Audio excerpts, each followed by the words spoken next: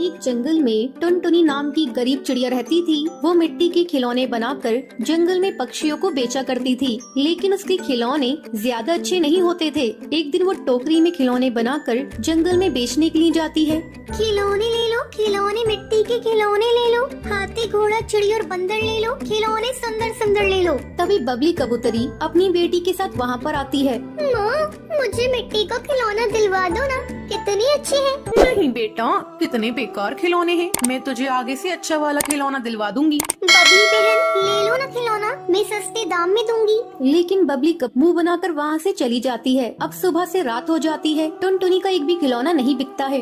सुबह से शाम हो गई है, एक भी खिलौना नहीं बिका और मैं घर वापस भी नहीं जा सकती। 3 दिनों से खाना नहीं खाया है मैंने, आज तो भूखा सोना पड़ेगा। तभी उसके पास में एक कालू कौवे की दुकान थी। वो टुनटुनी से कहता है, क्या हुआ टुनटुनी बहन, आज फिर तुम्हारे खिलौने नहीं बिके? मेरा तुम्हारी मदद करने का बहुत मन करता है, पर मैं मजबूर हूँ। मेरे बीवी बच्चे हैं, इन पैसों में उनका ही पूरा नहीं हो पाता है। कोई नहीं कालू भैया, आपने मेरे बारे में सोचा, यही काफी है मेरे लिए। ये कहकर टुनटुनी अपने घर जाने लगती है। तभी उसे जंगल में पीछे आवाजें सुनाई देती हैं। ये सुनकर टुनटुनी डर जाती है। टुनटुनी बेटा इधर आओ, टुनटुनी इधर आओ मेरे पास। जैसे ही टुनटुनी चिड़िया पीछे मुड़ती है, वो वहाँ पर एक बूढ़ी सी टूनी चिड़िया को बैठा हुआ देखती है। आप कौन है, यहाँ पर क्या कर रही है? बेटा, मेरा नाम टूनी है, मैं पास वाले जंगल में रहती थी, वहाँ मेरा घर जल गया, अब मैं अकेली हूँ, क्या मैं तुम्हारे साथ रह सकती हूँ? माँ जी, मैं आपको अपने साथ तो ले जाऊंगी, लेकिन मेरे पास कुछ खाने के लाले हैं, मैं आपको क्या खिलाऊंगी, लेकिन फिर भी आप मेरे साथ चल सकती हैं, यहाँ अकेला जंगल में रुकना ठीक नहीं होगा। टुनटुनी टूनी को अपने साथ अपने घर ले जाती है।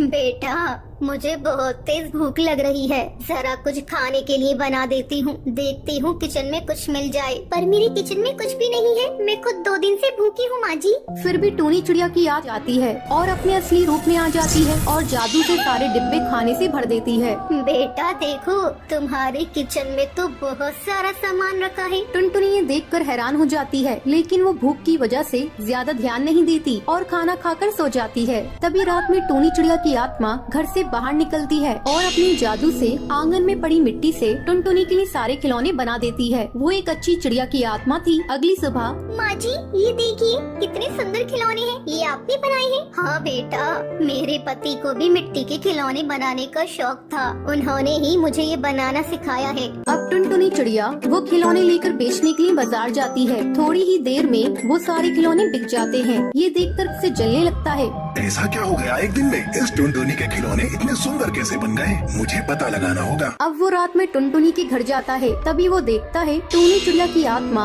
अपने जादू से मिट्टी के खिलौने बना रही है। ये देखकर वो डर जाता है। भागो रे भागो भैया भागो, चिड़िया की आत्मा।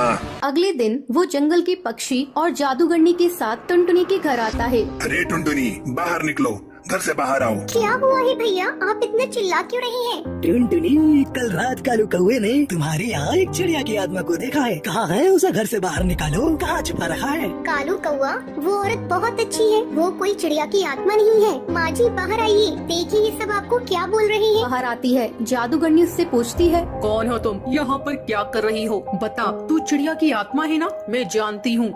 कौन? मैं भूत नहीं, मैं तो पास वाले जंगल में रहती हूँ। अच्छा, अब ये दूध का दूध पानी का पानी हो जाएगा। जादूगरनी टूनी चिड़िया की आत्मा पर गंगा जल डालने लगती है। टूनी चिड़िया की आत्मा अपने असली रूप में आ जाती है। ये क्या कर रही हो? मुझे दर्द हो रहा है, जाने दो, मैं किसी को नुकसान पहुंचाने नहीं आई हूँ। मैंने तुम्हारा क्या बिगाड़ा है? ठीक है, मैं सच सच बताती हूँ। जादूगरनी रोको, उन्हें दर्द हो रहा है, उन्हें अपनी बात बोलने का मौका तो दीजिए। मैं पूछती हूँ, आप चिड़िया की आत्मा हैं, आपने हमेशा मेरी मदद की, पर आपने मुझे बताया क्यों नहीं? बेटा मुझे माफ कर दो, मैंने तुमसे सच छुपाया। मेरी एक बेटी थी, बिल्कुल तुम्हारी जैसी, मैं उससे बहुत प्यार करती थी, लेकिन बीमारी की वजह से उसकी मौत हो गई। उसकी याद में मैंने खुदकुशी कर ली और एक आत्मा के रूप में इधर उधर भटकती रही। जब उस रात मैंने तुम्हें परेशान देखा तो मुझे अपनी बेटी की याद आ गई, इसलिए मैं तुम्हारी मदद कर रही थी। इसके अलावा मैं तुम्हें नुकसान नहीं पहुंचाना चाहती थी। ये सुनकर सबकी आंखों में से आंसू निकलने लगते हैं। टुनटुनी रोते हुए कहती है, माँ, आप परेशान मत होइए, मैं भी आपकी बेटी जैसी हूँ। हाँ बेटा, मुझे तुम्हारे रूप में अपनी बेटी मिल गई। मुझे अब और क्या चाहिए, मैं चलती हूँ, बस तुम ध्यान रखना, जब भी तुम्हें मेरी जरूरत होगी मैं तुम्हारे पास मिलूंगी।